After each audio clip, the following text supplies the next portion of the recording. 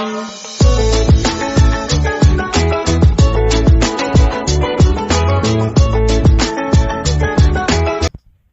The lord. ప్రభు అయిన యేసుక్రీస్తు వారు ఈరోజు మనకు అందిస్తున్నటువంటి వాగ్దానం ప్రసంగి 3వ అధ్యాయం 17వ వచనం.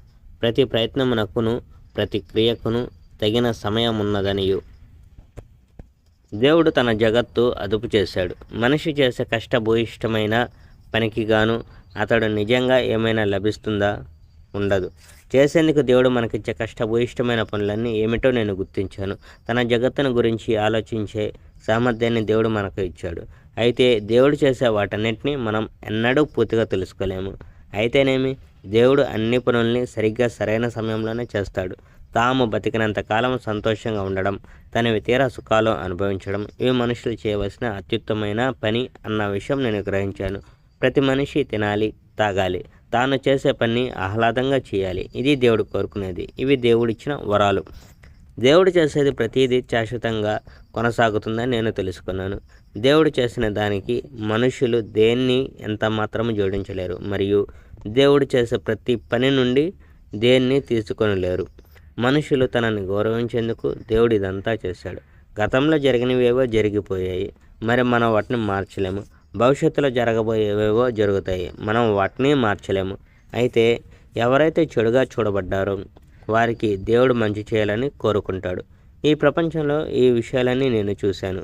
న్యాయస్థానాల్లో మంచితనము, న్యాయము నిండుగా ఉండాలి. అయితే అక్కడ మనం కనుగొంటుంది చెడు.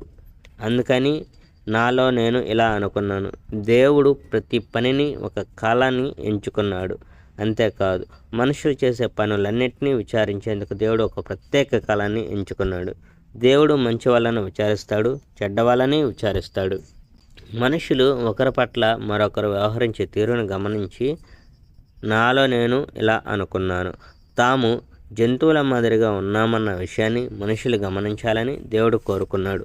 మనిషి జంతువు కంటే మెరుగైనవాడా? కాదు. ఎందుకంటే అన్ని నిష్ప్రయోజనం కనుక. మనుషులు మరణిస్తారు, జంతువులు మరణిస్తాయి. ఒకే ఊపిరి మనుషుల్లోనూ జంతువుల్లోనూ ఉన్నది. చనిపోయిన జంతువుకి మనిషికి మధ్య తేడా ఏమైనా ఉందా? అన్నీ ఒక్కచోటికి పోతాయి. అవి ఏ మట్టి నుంచి పుట్టాయో చివరికి ఆ మట్టిలోకి పోతాయి. మనిషి ఆత్మకు ఏమి జరుగుతుందో ఎవరికెరుక? జంతువు ఆత్మ పాతాళానికి పోతే మనిషి ఆత్మ పైకి దేవుని దగ్గరికి వెళ్తుందేమో ఎవరికి తెలుసు. అందుకని మనిషి తాను చేసే పనిలో ఆనందం పొందడమే అత్యుత్తమైనదని నేను గ్రహించాను. అదే వాళ్ళ భాగ్యం. మరో విషయం ఏమిటంటే, భవిష్యత్తు గురించి మనిషి దిగులు పెట్టుకోకూడదు. ఎందుకంటే భవిష్యత్తులో ఏమి జరుగుతుందో తెలుసుకునేందుకు మనిషికి ఎవ్వరూ తోడ్పడలేరు. Praise the Lord. May God bless our India.